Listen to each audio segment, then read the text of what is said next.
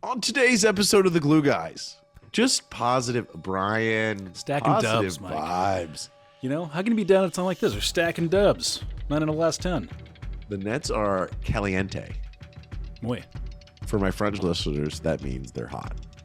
Your what, listeners? I'm sick. Into the show.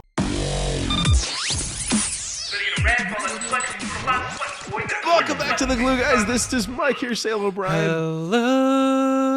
Check us out on Twitter at BKGlueGuys, netsdaily.com, The Athletic. Get yourself on the paywall at theathletic.com/glueguys, a subsidiary of the New York Times. Brian. Michael.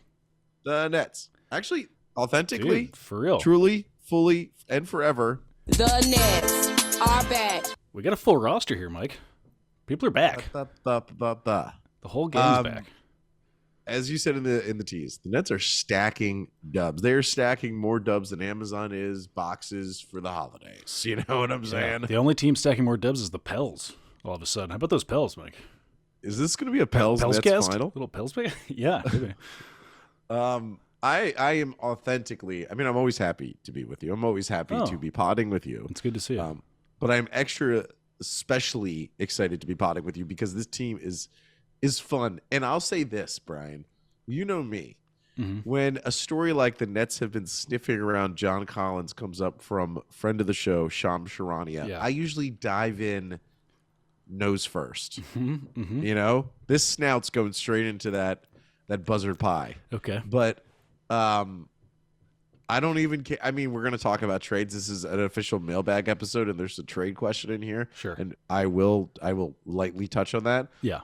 I'm so enjoying this team and so enjoying what I'm seeing and excited by the possibilities of it. Not saying championship, I'm just saying I'm liking it. That I don't care about John Collins. Like I frankly, like the framework would have been John Collins for Joe Harris, and it's not like Joe Harris is lighting the world on fire. But I don't need John Collins in my life right now. I just want to watch this Utah Watanabe-led basketball team. Yeah. If we want just a quick hot take on it, we talked about this in the Discord. Shout out to the Discord, discord.gg/glueguys. If you're not there, where are you? Absolutely. You're floating in space like Mike. And I think the consensus was that, John Collins is probably having a weird down season, been trending downwards ever since the Clint Capella sort of era. For spacing reasons or whatever, and fine, we can get into it, but here's the reality. I don't think the Nets would maximize the pick and roll talents that John Collins might have that's been buried a little bit. It's just not that. I just feel like we're more likely to banish that to the shadow realm than to pull that out of him. So, and that's the truth with all the guys that we're after. Like adding a fourth big name to this team is, it's attractive, it's fun, but also imagine another person needing that amount of usage, touches, whatever it is. It's just going to be, it's tough. You want role players at this point. And I don't know anything about John Collins. I've seen him on ESPN once, and he seemed like a swell fella. He went to Wake Forest, a school I've had a couple of friends go to, and I like my friends, so I imagine everyone at Wake is probably a nice person. Okay. But the Hawks, if any team rivals the Nets in terms of dysfunction and angst, the Hawks are low-key constantly angsty. Yeah, it's an angsty team. It seems like Trae Young is absolutely feuding with Nate McMillan. Known good guy, Nate McMillan. He got Lloyd Pierce fired. Known good guy, Lloyd Pierce. John Collins' name has been in trade rumors dating back since the Nixon administration. True. I don't know if this team needs one of those dudes. That's just not the vibe. And especially when things are going so well for us right now. There it is. It's tough to just want to just stop time and be like, hey, that's the team, and let's keep that. But it's been good lately, and it's tempting to want to be like, okay, cool. Let's just sit this. Let's let this cake rest for a little bit. It's out of the oven. It's maybe coming together here. It just needs, or maybe it's a meat. It could be a steak actually, because the steak needs to rest. I don't know. Yeah, the steak really does need to rest. What's the thing that they do on the British Bake Off before they have to they just let it sit there? What's that called? There's a whole name for it. Anyways, I only watch the American. There's Bake a Off phase of baking where you let it rest. But anyways, I don't know if this is a steak or a cake, but it's going great. Whatever it is. Or is it a steak cake? Could be a cake made out of steak. Now you're talking like a otherwise known as a hamburger. Is that a hamburger? Yeah, if you bake it right in the bun. Ketchup the frosting in that situation? Anyways, it's going well. So what do you like? You have some takes, Mike. Well, real quick, did you see the story about the German prince who is leading a MAGA-like revolt in Germany to bring back the monarchy. I did see that, yeah. And in there it said that the people that are referred to as they're like Reichsbürgers or something. And to me, in German, does burger mean of, like I am of that something? So is a hamburger like you're saying you're of the people of the ham? Is that? Ham. I mean, is that an earnest question? Because I'm not going to know the answer to that. But you're usually pretty good on your on those your German lingua franca. You know what's funny is that when you read that story, I swear we get back to the Nets. Yeah. This German 70-year-old prince who is leading this revolt that was arrested recently in Germany. He's 17th in the line for the throne that doesn't exist anymore. That's scraping the bottom of the barrel. That is. That's too far back in the rotation. Can I do? You want to play a game with me? Okay, shoot. Okay, guess this person. Okay, this person is an MVP candidate. This person's on the top 4 team in their conference. This person's one of the greatest scorers of all time. This person is the greatest mid-range shooter currently in the NBA. This person, the narrative that you could build around this person is that they pulled an underachieving team with existential threats to the foundation of the franchise and turned them into a contender currently in their conference. This person has won the MVP award before. This person's on a absolute monstrous tear. Okay. And speaking of tears, this person is doing something no one has ever done while recovering from the injury that he suffered, an Achilles tear injury. Oh. That person is Brian. Wait, I didn't get a chance to guess. This is your that's my chance. Who do you think that is? Is it Kevin Durant, Mike? Did I get it? It is. Wow, that was really good. Can I? You want to hear a crazy bonkers stat? Since the start of November, so that was last month, and we're currently in the middle of December, which is another month. Kevin Durant has only had 2 games where he shot fewer than 50% from the field. In those 2 games, he shot 48% in each of those games. Kevin Durant is doing things on the court that are absolutely unreal. He is shooting 56% from the field this season. For a guy who is a jump shooter, it's bonkers. I mean, it's not even that he's shooting 35% from 3. So if you even really boil down on what Kevin Durant is doing extremely well, I mean, obviously it's from the mid-range, and he's the mid-range god at this moment and will be forever into the future. But, this is both a blessing and a curse that Durant and both he and Kyrie are so gifted from inside the three-point arc, from scoring buckets, but not from really, they're not like Shai Gilgeous-Alexander, who Gilgeous-Alexander only just drives to the hoop constantly. That's what he does. He is so gifted. He is shooting 63% from inside the three-point arc. And I would guess a majority of those buckets are mid-range shots. And I understand the national media, Brian, they don't want to give Kevin Durant his flowers. No. They don't want to give him a shot to be considered an MVP candidate. They just want the good little boys and girls like Steph Curry and Ja Morant and all the happy, plucky little guards that they always want to support. Luka Doncic. Yeah. Chubby little Luka Doncic. A cherub, really. Literally the definition of a cherub. Yeah. If Luka was in the Louvre, he would be one of those naked little Cupid babies, big old fat cheeks, and that is what a cherub is. Yeah, a little schmeckle. Yeah, as we say nice. in the biz. But KD is averaging 30 points per game, 1.7 blocks per game, 5.5 assists, nearly 7 rebounds, and again is shooting 63% from inside the 2-point arc. Just as a frame of reference. Now, KD has been a much better 3-point shooter. This team is oddly, with both Kyrie and KD are bad at 3 this year relatively to where they've been. KD's last best season from inside the 3-point arc, meaning 2-point shots, he shot 61% over the course of the entire season, was his first season with the Warriors. He's doing this now in that team, I don't know if you remember, had Steph Curry, pretty Klay good. Thompson, Yeah, it's a good Draymond team. Green, Andre Iguodala. This team has Yuta Watanabe and Come on. Royce O'Neal. As Kevin Durant himself said, I'm playing with Royce O'Neal, Joe Harris, Nick Claxton, and Whoever it Edmund was. Sumner. Yeah. What do you expect? Whoever else he dogged. We usually there's something about doing a podcast Okay. where you don't talk about the obviously good thing, Yeah, yeah. right? No, it's true. We don't focus on the obviously good thing. There's so much other stuff to talk about. You try to figure out how this team can improve.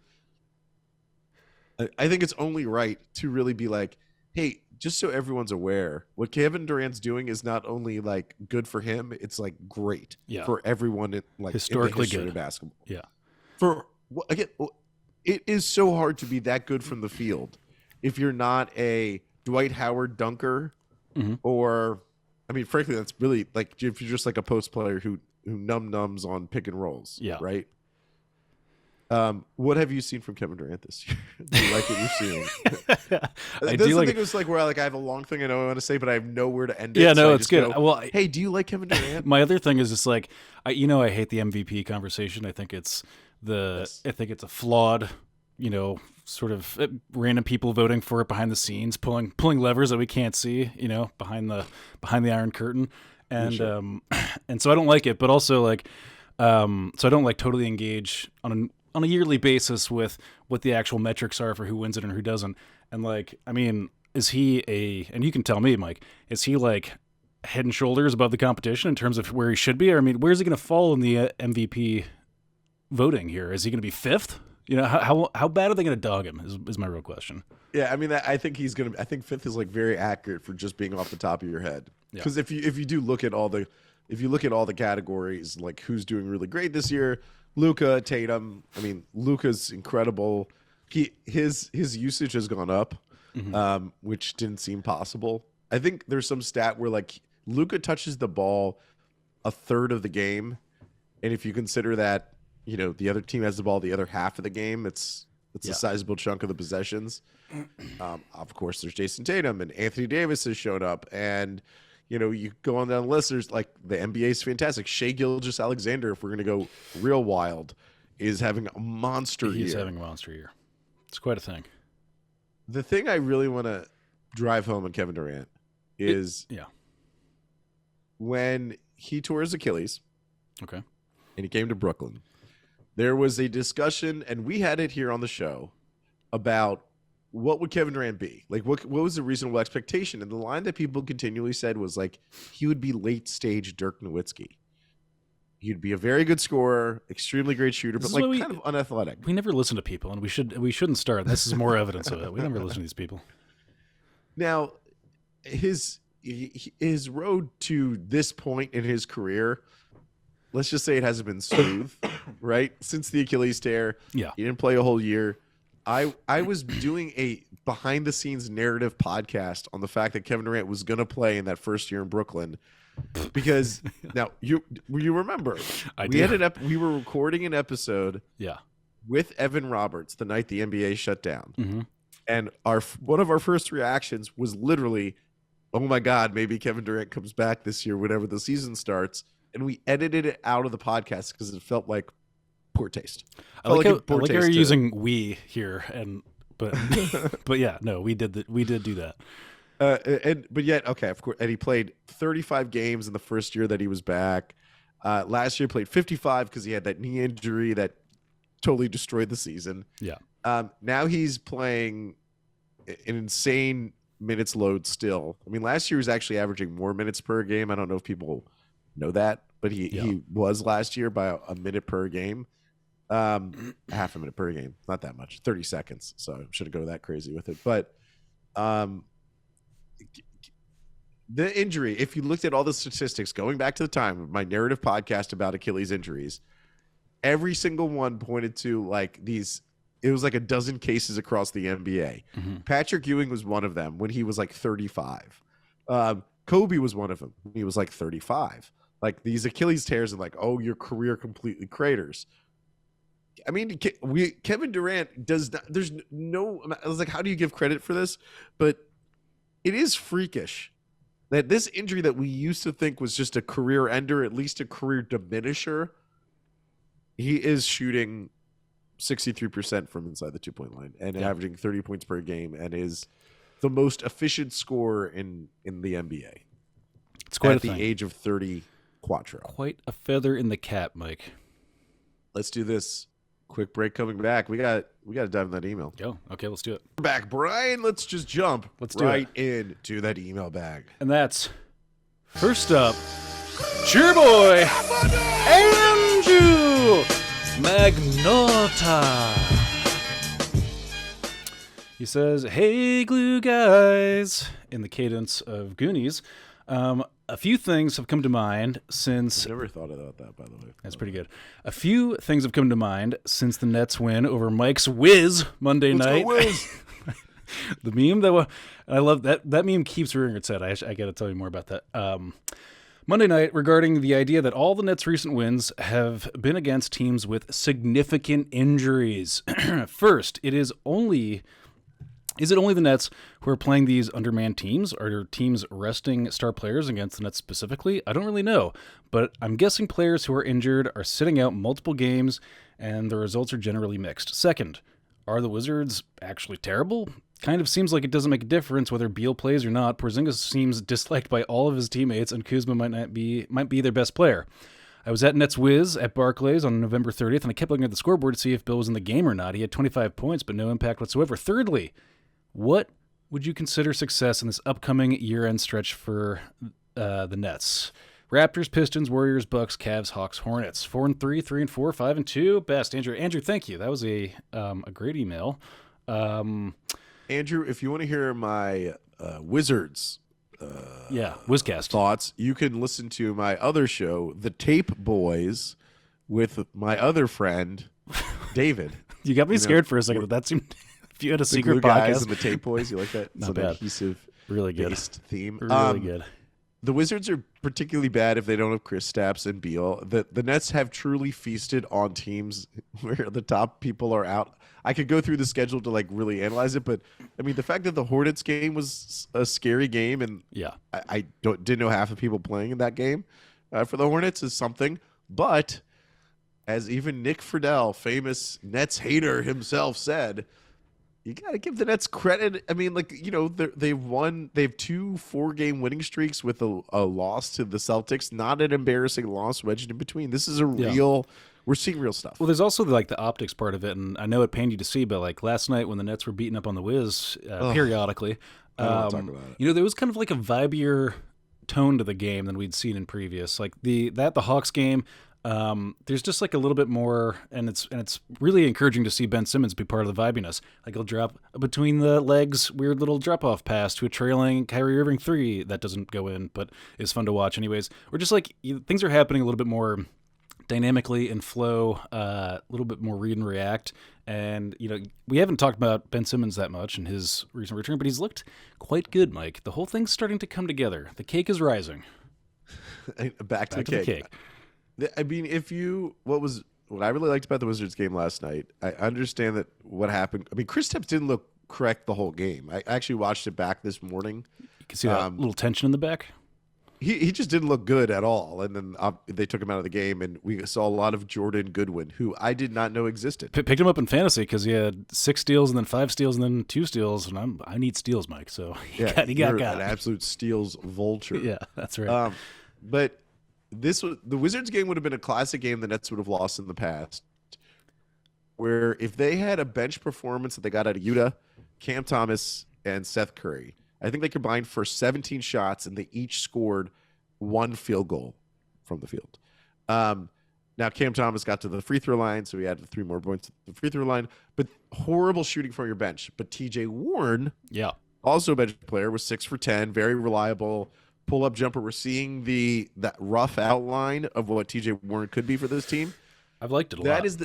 That is the difference. And this team still doesn't have Royce O'Neal at this moment. They haven't really been full ever. I don't think there's been a game where their cup runneth over of role players. Yeah. And it's exciting because you enter in a situation where as Jacques Vaughn as a coach, let's say you add Royce O'Neal back into the picture. Maybe some Edmund Sumner minutes disappear off of that. Maybe it's Cam Thomas's minutes because he played 19 minutes this game, even though he was electric against the Pacers. You are mixing Curry, Watanabe, TJ Warren, whether it's, Nick Claxton or Ben Simmons or Joe Harris or Royce. You're kind of mixing all these guys around Kevin Durant and Kyrie who are all very competent. You can ride the hot hand. Seth Curry was really bad against the Wizards, but he's had great games too.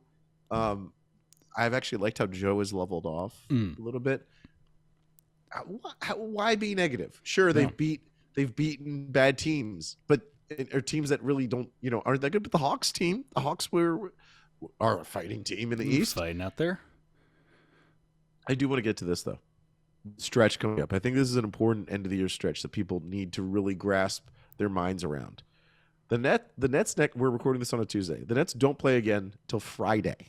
Okay, so if you think about the decision that Jacques Vaughn and the Nets made by sitting basically everyone against the Pacers, instead of playing a back-to-back, they sat everyone at the Pacers and got the dub.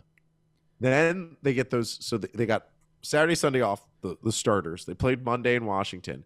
Then they're not going to play again until Friday. You're basically giving Kevin Durant and all those guys like an all-star break, like rest in between there.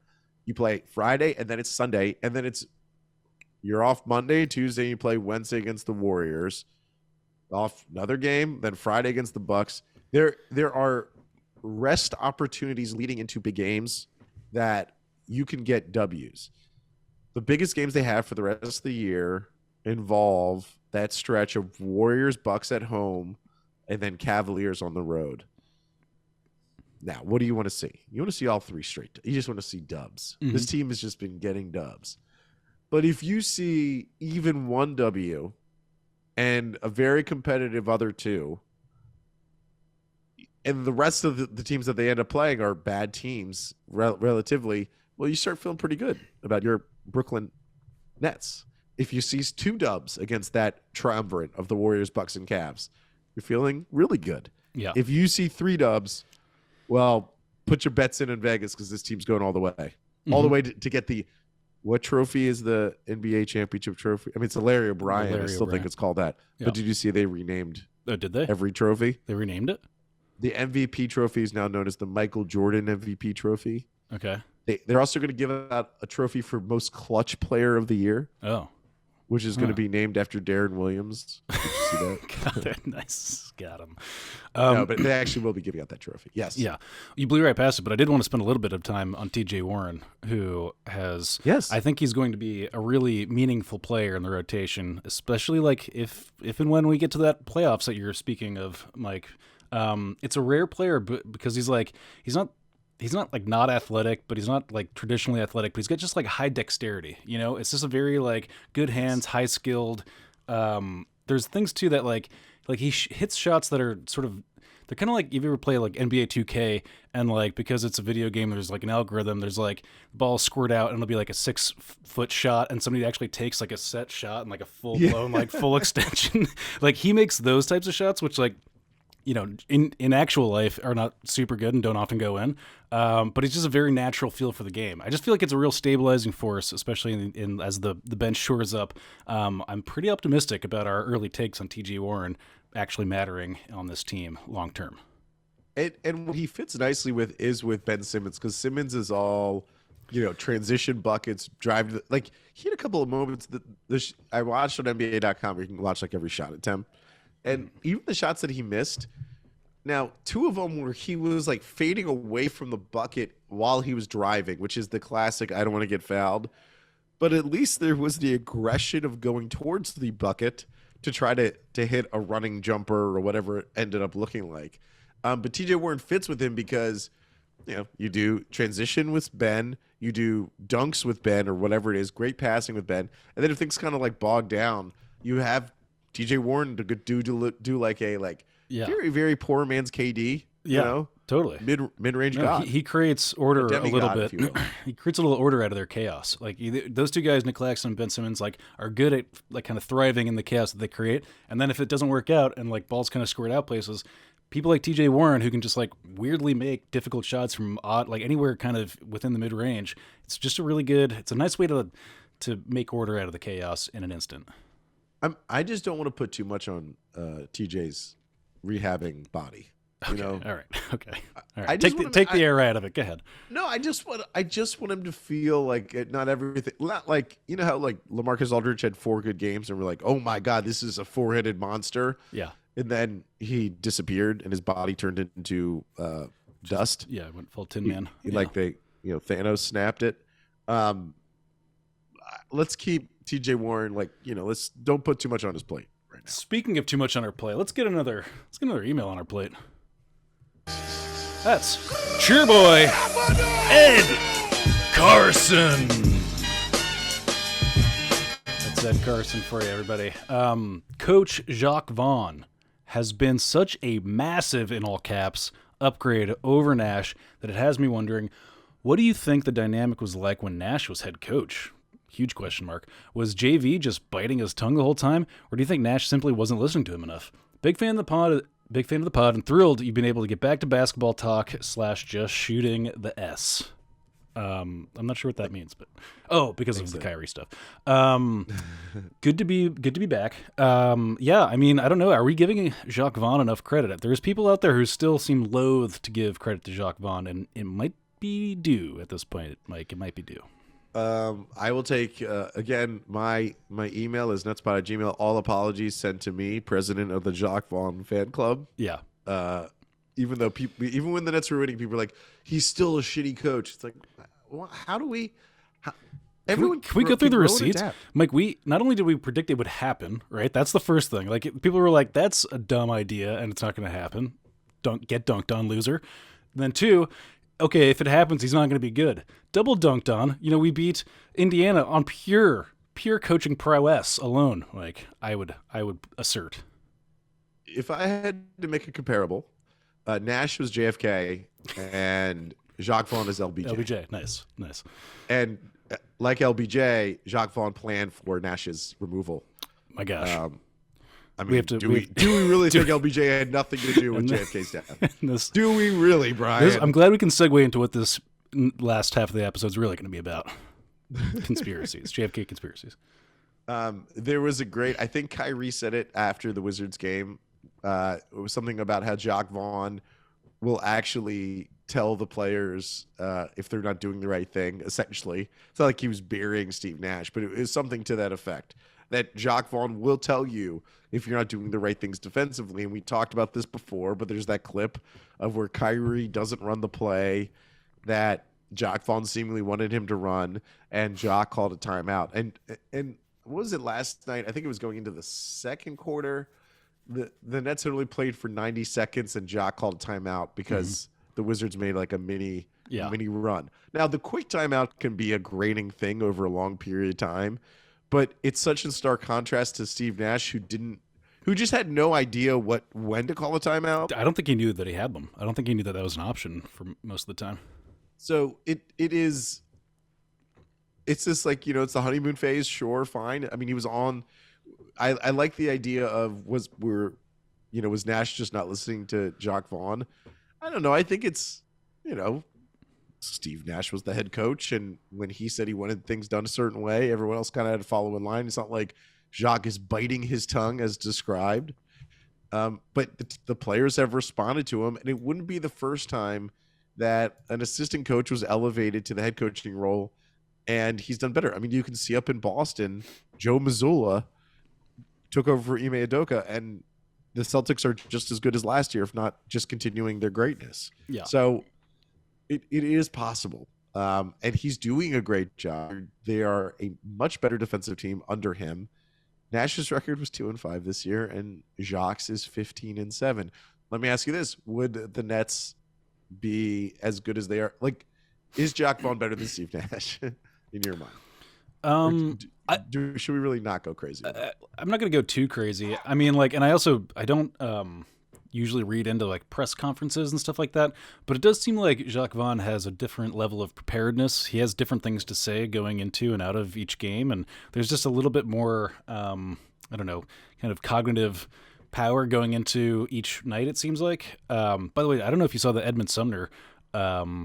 Little before game presser thing that they did before the Indiana game, which I really thought that was like his whole bit was just like, be a star in your role, whatever your role is, be a star in that role. And I don't know if that's a Jacques Vaughn talking point or if that's a OG piece of content from Edmund Sumner, but it is. I mean, it's why people like Edmund tend to sort of understand how to make a career in the NBA.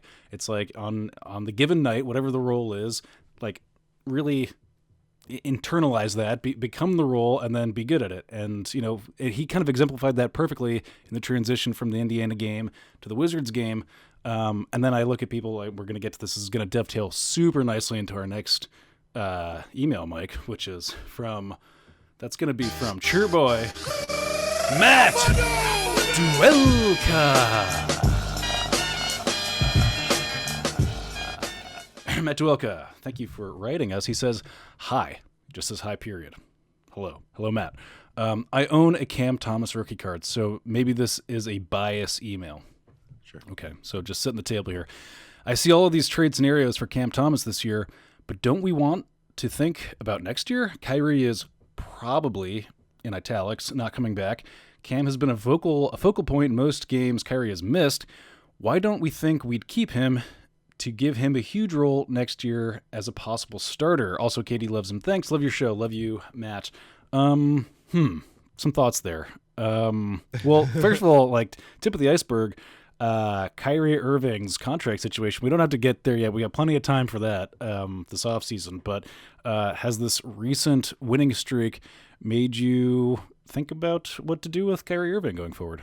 Nope. No. Mike's done. Wow, there it is.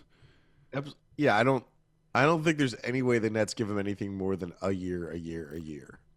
Like give him a 1 year contract, unless if they win the championship. Yeah, honestly, interesting. I think the Nets are ultimately done with him, but they also know they're in this position where he's too good to trade for what they would get back, and so they do value this year and competing for this year, and they're just gonna play it out and then let him go and then maybe do a sign and trade with another team. I would be very interested to see if any team ever commits more than 1 year to him on a contract, because Kyrie has just set it up for himself. As great as he's been since he's come back, which hasn't been like amazing, but he's been very good. Yeah. It's hard to imagine a franchise saying like, here's the 5 year, 4 year deal. They can't offer a 5 year, but here's a 4 year. Whatever. Yeah. Like every team's pretty much gonna be like, here's a 1 year, maybe 2. Maybe we get the 2. Yeah. At this point. And then the follow-up question is Cam Thomas. Is Cam Thomas the heir apparent in a world in which Matt, I'm sorry you bought that rookie card. I know. I do think the side of also KD loves him is important. I think that's an important data point because we know that if KD likes someone, they're on this team usually, or they're an assistant coach or they're in the front office. Do you think Cam Thomas has a huge role next year if Kyrie leaves? And I think we got a really good window into what Cam Thomas can be at his maximum potential in that Indiana game, which is an awesome scorer on a bad team who might have some gutsy wins. That's sort of that's where he is, and he's what 21, 20. I don't know, he's very young, and that can change, and he can refine a lot of those instincts and be a totally different player. So I don't want to just be like, hey, that's your identity and you're that forever.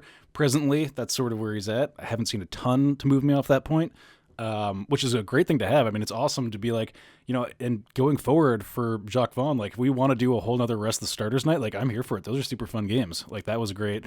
That was a great way to do it instead of staggering everybody's off nights. So I'm into it. But in those nights, Cam Thomas is super fun to watch. Is he an integral part of our rotation on those nights? Not so much at the moment. That's sort of how I feel. I don't know. Did you see this question to Jacques Vaughn? I think it was before the Pacers game about, what if someone bought a ticket in Indiana to see Kevin Durant play, and I'm like, And I'm like, well, Your first I problem understand is if you're- your first problem is you live in Indiana, so start there, okay? You know, got it. Suck on that, Indiana. yeah. Like I understand if it's Kawhi Leonard, and he doesn't play 1,000 games. KD plays every game, and he plays the most. Like he's always on the floor, Yeah. and he's always there. So if you see him in a game, you're getting your money's worth. Plus, we've already played Indiana like 15 times somehow. So Yeah, I don't know how that's set up. There's some under the radar yeah, illegal rivalry games that we have to see with Indiana. yeah, I understand the question. It's like a classic thing like Michael Jordan used to always talk about. I always played every game because if I go into a city, I never know if a kid's going to only see me this one time in their life. And if I'm not playing, they're going to be upset or whatever and all that stuff. And I understand it. Kevin Durant's just not the guy. He's not the straw man for that argument. Kevin Durant plays pretty much every game. yeah. Go at Kawhi Leonard or Yeah. Embiid. The or other someone notable minutes manager type peoples. Anyways, Speaking of minutes manager type people, next up, sure boy, we got Aaron Voigt of the legendary Voigt cinematic family. Aaron says, and just gets right to it, no flourishes here. What is your dream trade for the Nets this season? Question mark. End of email. Get into it. yes, my dream trade is Jakob Poeltl. Jakob Poeltl's the Oh. guy I want. He's been the guy I want all along, more so than even Miles Turner. Wow. Though I would like Miles Turner, but I think Jakob Poeltl's making like 10 mil a year. I could be wildly off on that. I'll look it up as we talk, but he's one of the best post defenders in the league. He has offensive versatility because he's like a nice little passer. He's a Spur, which everyone loves Spurs. He's averaging 13 points and 10 rebounds a game. He's a true blue center. He's a big boy. Yeah. 7'1", 260. He's the guy I want. And how do you get him? Well, he's being paid just under $9.4 million this year, which is very reasonable, very easy to get. The Spurs are tanking. And so like all these trade packages would involve Joe Harris. They don't want Joe Harris. No. They have no appetite for Joe Harris. Is it like the Seth Curry though? And it's a 3-team trade and you're moving one of your shooters to another contender, maybe out west. That contender's giving a draft pick to the Spurs, and the Spurs give the Nets Jakob. Yeah. You don't like that. Your face went I like stanky. Seth Curry. That's my thing. I don't necessarily. I like having depth at the rangy positions. And Seth, unlike Joe Harris, is the type of 3-point specific shooter who can actually randomly have a really big game, like 29 points. I forget it was like about Charlotte or whoever they played. Joe, we haven't seen that for a long time. I haven't seen like a 27-point Joe Harris game in a minute. So obviously, I think everyone's in agreement, both for contractual purposes and also just for all the meme purposes that we talk about. Joe Harris would be the ideal person to trade, and so if you could 3-team it, somehow make that work. But I like my Sethi. I don't want to lose Sethi. Yeah, I agree with you. People casually will throw Seth Curry like I did or Joe Harris into trades. And the second you trade them, one of those two guys, and then one of the other one gets hurt, then your shooters are gone. Because Patty Mills just can't. It seems like they just don't want to rely on him. They like him as a sort of mentor. Mm-hmm. And like the interesting thing about Patty Mills is that if you put him in a deal with like Cam Thomas's contract, you basically get up to Jakob Poeltl. Yeah. But they don't seem like they want to trade Patty because he's the Ben Simmons whisperer, and I think he's worth it. Yeah. If he has any positive impact on Ben Simmons, he's worth it. True. I'm with it. Mike. So who would you want? I agree with the target. I think Jakob is the target. I'm just trying to think. Like, if it's Cam Thomas and Joe Harris for me, that's a yes. So you would be okay trading Joe Harris versus? Well, I just think Sethi. I think you've hit the right target in that. Like, that's the kind of like if we're prioritizing a need, those are the needs, right? It's still like we don't have our whatever Embiid stopper, Mike. We don't have him. We gotta get him. We gotta get him. So if we want to have that meme, that's a good choice. I really didn't like the John Collins rumor stuff was disconcerting I for don't me. like it. Yeah, I don't like I don't that. like it also because like if you're trying to do anything with Ben Simmons, then having John Collins Yeah. doesn't do a thing for like because John Collins and Ben Simmons can't play together.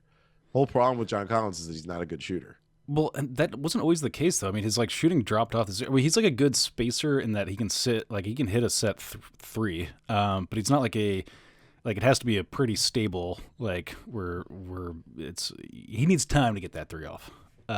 He's shooting horribly. This I should clarify. He's been an okay-ish 3-point shooter. Yeah, he did hit 40% from three 1 year on 3.5 attempts, which is fine. It's good. a great year. It's a good year.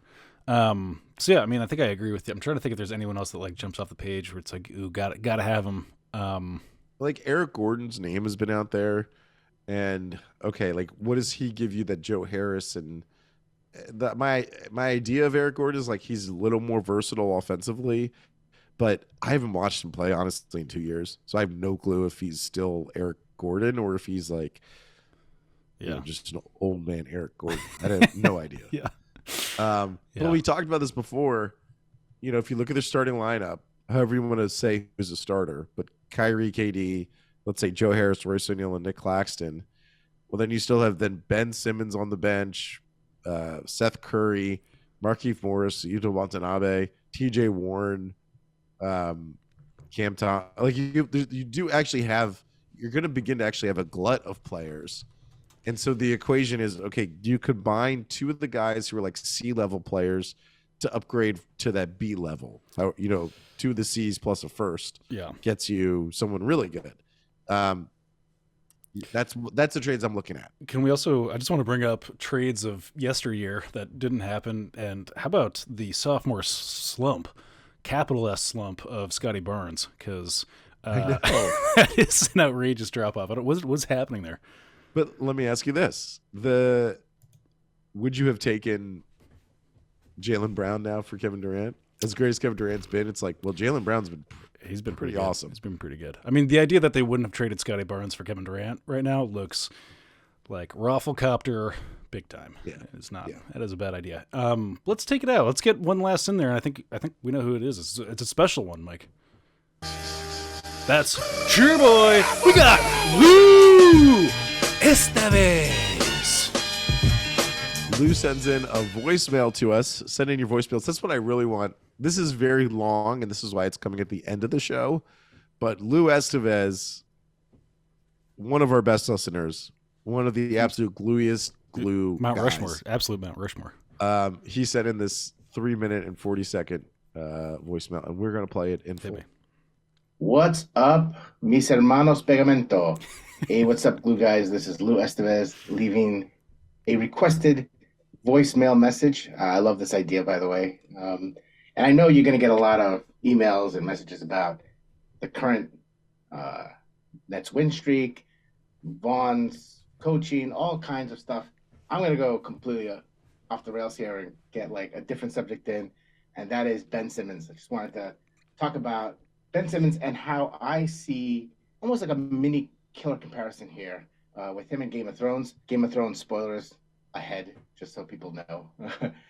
Game of Thrones, great book. I read the books. I saw a little bit of the movie shows. But to me, I often say the redemption arc for Jaime Lannister in Game of Thrones is like one of the greatest literary feats, turning Jaime from like one of the most hated characters in the series from book one to some dude you're like actively rooting for. I think Ben Simmons and Jaime Lannister have a lot of interesting killer comparisons, if you will. They both have this background of being talented but kind of a dick. You have, at the height of my hatred for both, you got Jaime pushing a child, Bran, to his near death out a tower window.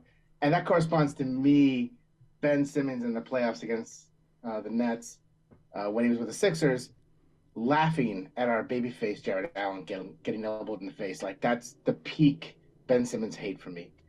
Then, you have that awful playoff experience for Ben against the Hawks. And I admit I was super gleeful. I was loving every second of it.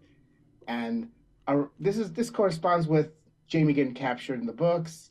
You're like kind of rooting for both's demise at this point. And then Ben gets traded to the Nets. I kind of hate this. Catherine Starks brings Jaime to her side. Kind of hated that. trusting him with the Stark lineage, and then you could just see the comparison going. You got JJ Redick podcast comes out. Ben seems a little more sympathetic. On the book side, you got, Jamie all of a sudden starts to really has honor, protecting Brienne, and all of a sudden you're like, wait, am I? This guy's a little more complex than I thought. And then you find out about the physical ailments. Ben gets back surgery. Jamie gets his hand chopped off. Both kind of impede upon their chosen professions, and they got to slowly rehab back into fighting form. So I just wanted to throw out this little killer comparison. I don't know where it's going. I don't know what's going to happen with Ben. I guess, according to the books, Ben's going to be at some point buried underneath a castle full of bricks with his true love, probably his Ferrari, I'm guessing. I look forward to seeing the Ben Simmons redemption arc, and it's kind of weird how it's the story's kind of got under the radar with the Nets getting better, and with and Ben being hurt and out of the lineup, but it's gonna be interesting to see where this goes. I just want to throw it out there. Love you guys, love the podcast. Keep it coming, and rock on. Perfect. There it is, Bri. One of the feel? I will say How's it feel? one of the true most dastardly and awful things they did with the TV show is just stopping the redemption arc right in its tracks. It was like the guy's name was the King Slayer. We can't have him slay the Night King. I mean, come on. It writes itself, Mike. It writes itself. So a woman couldn't kill the Night King, Brian. A woman couldn't, because that. Nicely done. Arya couldn't kill the Night King. I get it. Okay. I would have liked him to be. I mean, if you're gonna have Arya kill him, just don't. She just runs up on him and stabs him. It's. Anyways, let's not drudge up ancient history. It's a great voicemail. I agree with it almost entirely. Yes, I think it's a great way to end the show. I need to see more Ben Simmons to really feel. I feel like constantly that's what I'm saying. Which part of the arc are we in? Like, where are we right now? He is. Is he? He's maybe about to meet Brienne of Tarth, and like I'm really about to fall in love with him even more. There you go. So nice. Lots to look forward to. That's true. Yeah, Mike, where do they find us? They can find us on Twitter at BKGlueGuys, Netslay.com. A movie suggestion for everyone who wants a movie. I just watched Frozen Lady 2? Chatterley's Lover. Did you watch that yet?